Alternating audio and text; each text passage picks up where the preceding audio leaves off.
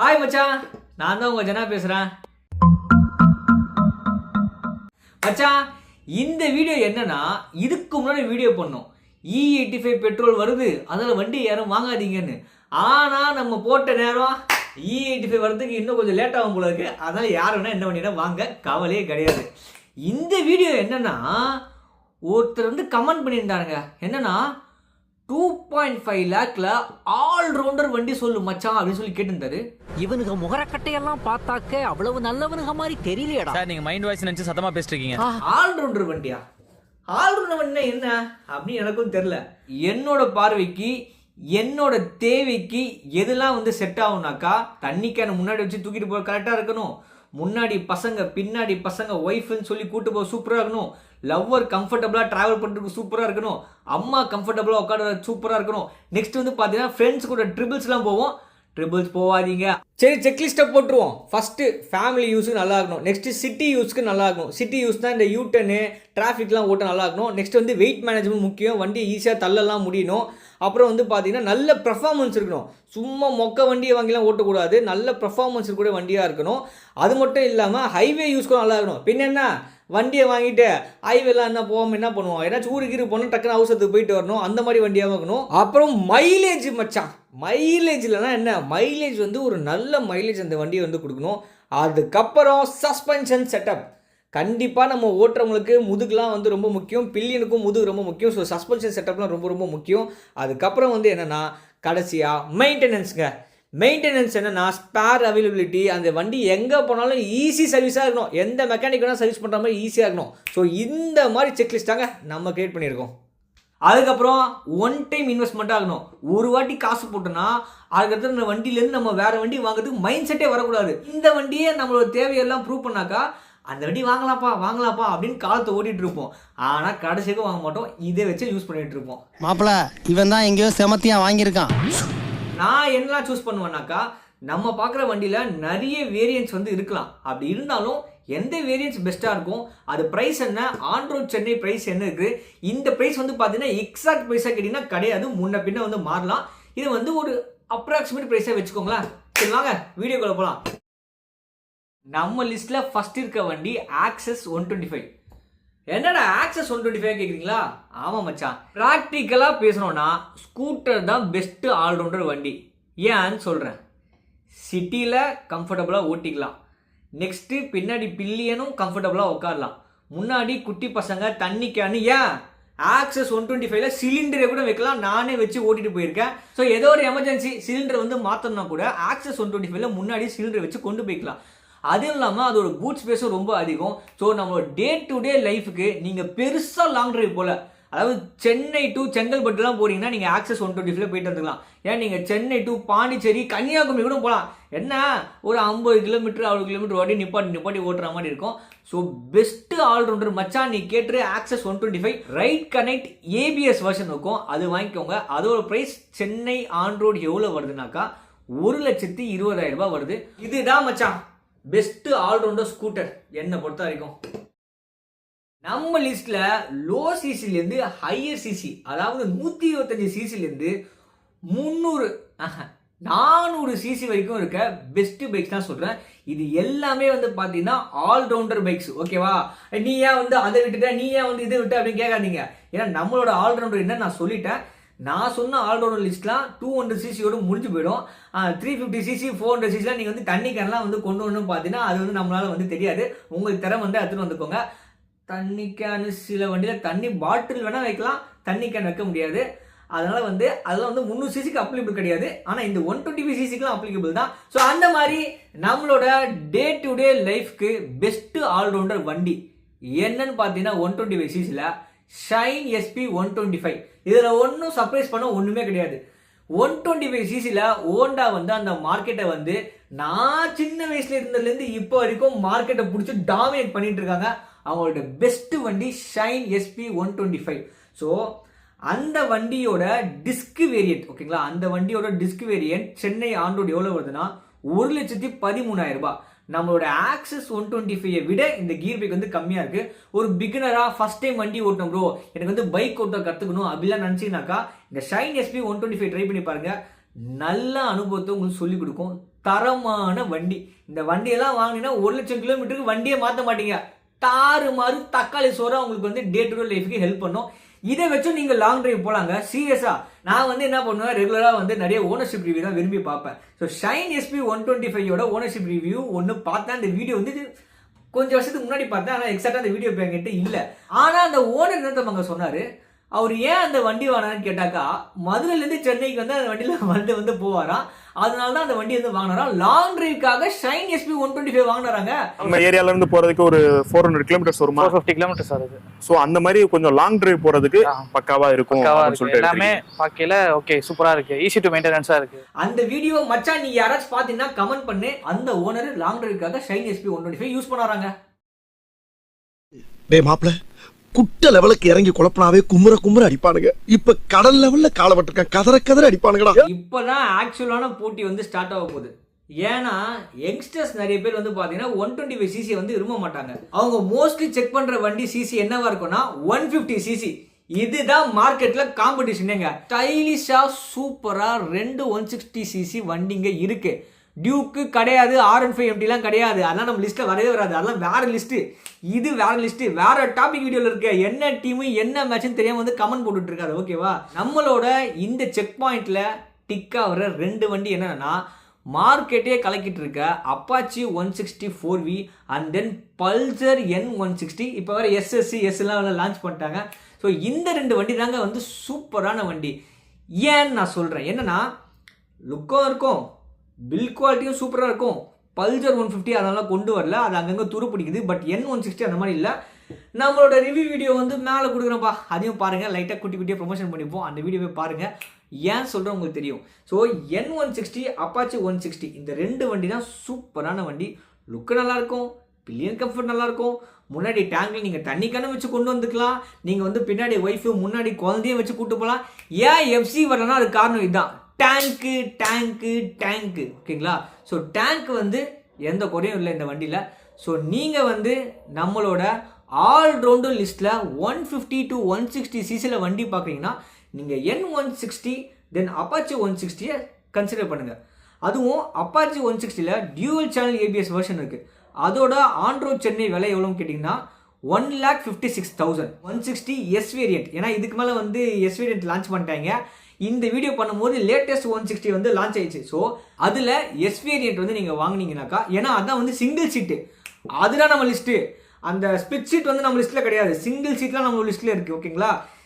N160Sஓட on-road Chennai 1,61,000. இந்த 2 வண்டியும் சூப்பரான வண்டி. நம்ம லிஸ்ட்டில் நான் இதான் சஜஸ்ட் பண்ணுவேன். மச்சான் சில பேர்லாம் இருக்காங்க ரொம்ப மோசமானவங்க.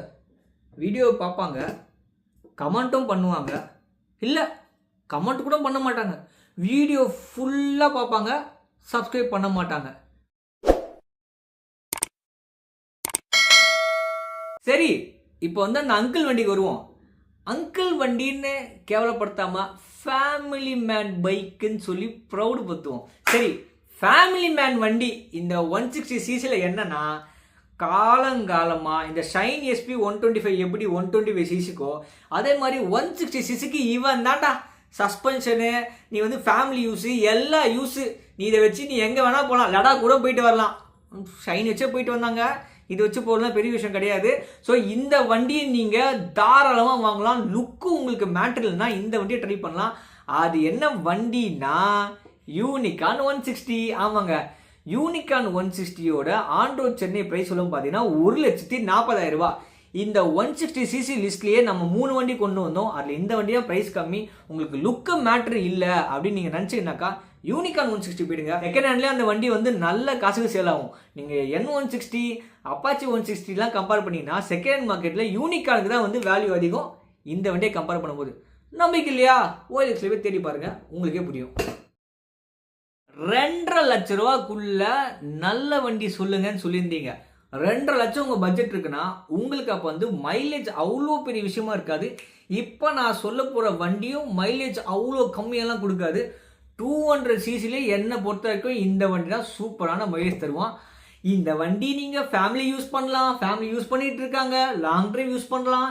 இந்த பிராண்டோட ஃபர்ஸ்ட் லாங் டிரைவ் வண்டியே இந்த வண்டி தான். எந்த 200 சிசியை பத்தி நான் பேசிட்டு இருக்கேன். வீடியோ பாஸ் பண்ணிட்டு உண்மையா நீ கமெண்ட் பண்ணு. பல்சர் 220 இதுல ஷாக்காவ ஒண்ணும் இல்ல. ரைடருக்கு இவ்வளவு பெரிய சீட்டு, பில்லியனுக்கு இவ்வளவு பெரிய சீட்டு, டேங்க் கெப்பாசிட்டி அதை விட செம பெருசு. ஒரு வாட்டி டேங்க் ஃபுல் பண்ணீங்கன்னா சென்னை டு மதுரை அசால்ட்டா போகலாம். நிறைய யூடியூபர் சொல்லுவாங்க 15 லிட்டர் டேங்க்னாக்கா நீங்கள் ஒரு கிலோமீட்டருக்கு வந்து 40னாக்கா 40x15 நீங்கள் ஓட்டுங்கன்னுவாங்க. அந்த மாதிரி முட்டாள்தனமாக நான் சொல்ல மாட்டேன். 2 லிட்டர் வந்து கண்டிப்பாக நீங்கள் வந்து எல்லா பைக்லையும் வந்து சேவ் பண்ணணும். நான் நிறைய பேர் கேட்ட வரைக்கும், நிறைய ஓனர்ஷிப் ரிவ்யூ பார்த்தா வரைக்கும், நீங்கள் அடித்து ஓட்டினீங்கன்னா 35, நீங்கள் சூப்பராக ஸ்மார்ட்டாக ஓட்டிங்கன்னா அந்த வண்டி 40லேருந்து 45க்கும் தருதுன்னு OLXல ஆடு போட்டு வச்சுருக்காங்க. எனக்கு ஷாக்குங்க. ஸோ அதனால் பல்சர் 220 தான் பெஸ்ட் 200 சிசி நம்மளோட இந்த ஆல்ரவுண்டர் கேட்டகரியில். இந்த வண்டியை நீங்கள் லாங் கொண்டு போகலாம், சிட்டிக்குள்ளே ஓட்டலாம், ஃபேமிலி யூஸ் பண்ணலாம். நீங்கள் என்ன வேணா பண்ணலாம். மச்சி நீ என்ன பண்ணுற, வண்டி வாங்கி ஓட்டுறா. அதோட ஆன்ரோட் சென்னை ப்ரைஸ் எவ்வளோன்னா 1,69,000ங்க. N160 நம்ம இந்த மாதிரி என்ன பார்த்தோம்? N160 எவ்வளோ பார்த்தேன்? 1,61,000 பல்சர் 220 1,69,000. நானும் அந்த 220 தாங்க வாங்குவேன். நம்மலாம் வந்து பார்த்தீங்கன்னா கஷ்டப்பட்டு ஒரு வாட்டியாச்சும் நம்ம லைஃப்பில் பெரிய வண்டி வாங்க மாட்டோமான்னு ஒரு ட்ரீமில் கண்டிப்பாக இருப்போம். என்ன இல்லையா நீ? கண்டிப்பாக உங்களுக்குள்ள ஆசை இருக்கும்ல. நீ ஷைன் SP 125cc தான் வாங்க முடியும்னு இப்போ இருக்கலாம். ஆனால் ஃப்யூச்சரில் நீ முயற்சியால் சம்பாதிச்சு பெரிய ஆள் ஆகிட்டு உனக்கு பெரிய வண்டி வாங்கணும் ஆசை வரலாம். அந்த மாதிரி வந்தாக்கா இதுதான் உன்னோட ஆல்ரவுண்டர் வண்டி. உங்களுக்கு ஒரு கிளாசிக் வண்டி ஓட்டணும், எனக்கு வந்து பியூர் கிளாசிக் எக்ஸ்பீரியன்ஸ் வேணும், ஆனால் எனக்கு இந்த செக் பாயிண்ட்லாம் செக் ஆகிருக்கணும் அப்படின்னு நினச்சிங்கன்னா எல்லாரும் என்ன வண்டி யோசிக்கிறீங்க? கமெண்ட் பண்ணுறீங்களா? கொஞ்சம் பேருக்கு ட்விஸ்டாக கூட இருக்கலாம். என்ன வண்டி நான் கொண்டு வந்திருக்கேன்னா Honda Highness CB350 deluxe. Highness வந்து பார்த்தீங்கன்னா இந்த லிஸ்ட்டில் 350cc உங்களுக்கு நம்மளோட இந்த எல்லா செக் பாயிண்ட், ஃபேமிலி யூசேஜ், இந்த ஒரு வண்டியை வாங்கினா வந்து அதை விற்கவே கூடாது, நம்ம வேறு வண்டி வாங்குறதுக்கு இந்த வண்டி இதுவே நல்லான இருக்குது, இது ஏன் விற்கிறோம் அப்படின்னு நீங்கள் யோசிக்கிற வண்டிலாம் வந்து தரணும்னாக்கா அது கண்டிப்பாக வந்து பார்த்தீங்கன்னா ஹைனஸ் தான். ஸோ ஹைனஸ்ட்டு நீங்கள் வந்து டீலக்ஸ் வெர்ஷன் வாங்க. அதோட ஆன் ரோட் சென்னை எவ்வளோ வருதுன்னா 2,36,000 வருது. சரி மச்சான், நம்மளோட லிஸ்ட்டில் இருக்க கடைசி வண்டி, எனக்கு வந்து பர்ஃபார்மன்ஸ் வண்டி வேணும், மைலேஜ் தேவையில்லை. இந்த வண்டியை நான் ஒரு வாட்டி வாங்கிட்டேன்னா அடுத்த வண்டி நான் சூப்பர் பைக் போகிறதுக்கு கூட இந்த வண்டியை விற்கணுமான்னு யோசிக்கணும். இந்த வண்டியை என்னை விற்கவே விடக்கூடாது. ஏன்னா வந்து என்னோட டே டு டே லைஃபுக்கு இந்த வண்டி வந்து பர்ஃபெக்டாக சூட் ஆகிற மாதிரி. புல்லட்லாம் வேணாம், எனக்கு வந்து மைலேஜும் தேவையில்லை, எனக்கு வந்து ஒரு நல்ல பர்ஃபார்மன்ஸ் வண்டி வேணும் மச்சான். நீ சொல்கிறா, நான் அந்த வண்டியை டூரிங் கொண்டு போகணும், ஆஃப் ரோடு கொண்டு போகணும், எங்கே வேணால் கொண்டு போகணும். சிட்டிலையும் நல்லா எனக்கு பர்ஃபார்மன்ஸ் இருக்கணும். சிட்டி, ஹைவே, ஆஃப் ரோடு, பில்லியனும் வந்து அதில் உட்காந்துட்டு வரணும். நானும் வந்து நல்லா கம்ஃபர்டபுளாக உட்காந்துட்டு போகணும். பர்ஃபார்மன்ஸு மைலேஜ் மேட்டர் இல்லை. கிரவுண்ட் கிளியரன்ஸ்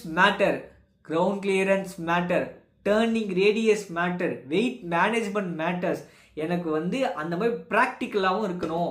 அதுக்கு ஒரு வண்டி சொல்கிறான் மச்சான் அப்படின்னு நீ கேட்டினாக்கா டியூக் 390 வாங்கிக்கோ. டியூக் 390 இப்போ அது பக்கத்தில் 6 போட்டாங்க. டியூக் 390 6 வாங்கிக்கோ மச்சான். ஏன் நான் சொல்கிறேன், டேங்க் கெப்பாசிட்டி அதிகம். நீ ஒரு வாட்டி டேங்க் ஃபில் பண்ணால் சென்னை டு திருச்சி நீ வந்து ஒரு நல்ல க்ரூசராக இருந்தீங்கன்னா 90-100 தான் ஓட்டுவேன்னு நினச்சினாக்கா திருச்சிக்கு தாராளமாக போகலாம். அப்படி இல்லைனாக்கா போகிற வேலை டேங்க் ஃபில் பண்ணுற மாதிரி இருக்கும். ஓகேங்களா?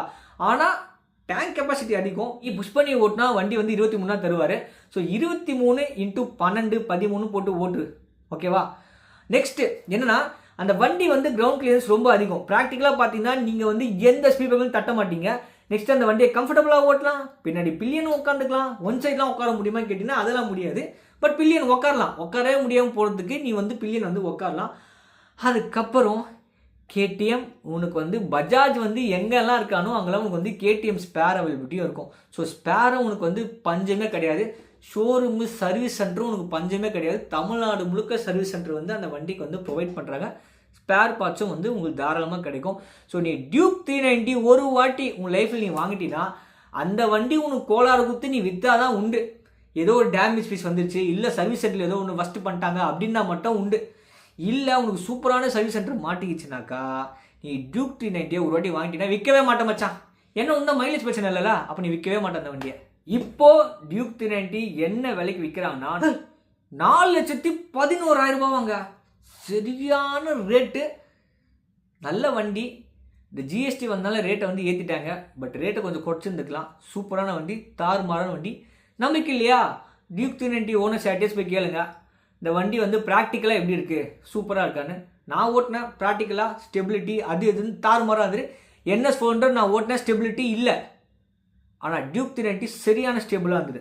நான் ஜெமினி போட்டு பார்த்தேன், ChatGPT போட்டு பார்த்தேன், எல்லாத்துலேயுமே NS 400 வெயிட் அதிகம், நல்ல ஸ்டேபிளாக இருக்கும்னாங்க. நான் ஓட்டின லேட்டஸ்ட்டு NS 400 இந்த 350cc இல்லை, அதுக்கு முன்னாடி வந்து அந்த 400cc அந்த யூஜி மாடல் வந்து ஓட்டினேன். எனக்கு வந்து ஸ்டேபிளாக இல்லை. பட் டியூக் 390 சரியான ஸ்டேபிளாக இருந்தது. தக்காளி ஸ்டேபிளாக இருந்தது. தக்காளி ஸ்டேபிளாக தெரியல, ஸ்டேபிளாக தூக்கி தக்காளி அடிப்பாங்க உங்களுக்கு. தக்காளி ஸ்டேபிளாக இருந்தது. வேறு டியூக் 390 வீடியோ மேலே தரேன், அதையும் பார்த்துக்கலாம், டிஸ்கிரிப்ஷன் கொடுக்குறேன், அதையும் பாருங்கள். ஸோ இதான் மச்சான் நம்ம லிஸ்ட்டில் இருக்க அந்த ஆல்ரவுண்டர் வண்டிஸ். உன் பட்ஜெட்டு என்னன்னு தெரிஞ்சுட்டு அந்த ரேஞ்சில் இருக்க வண்டி நீ வாங்கு. தாறுமாறாக ஓட்டி உன் லைஃபை என்ஜாய் பண்ணு. ஒரு வண்டியோ நிப்பாட்டாத, காசு நல்லா சம்பாதிச்சு அடுத்தடுத்த கட்டம் வண்டி வாங்கி என்ஜாய் பண்ணு.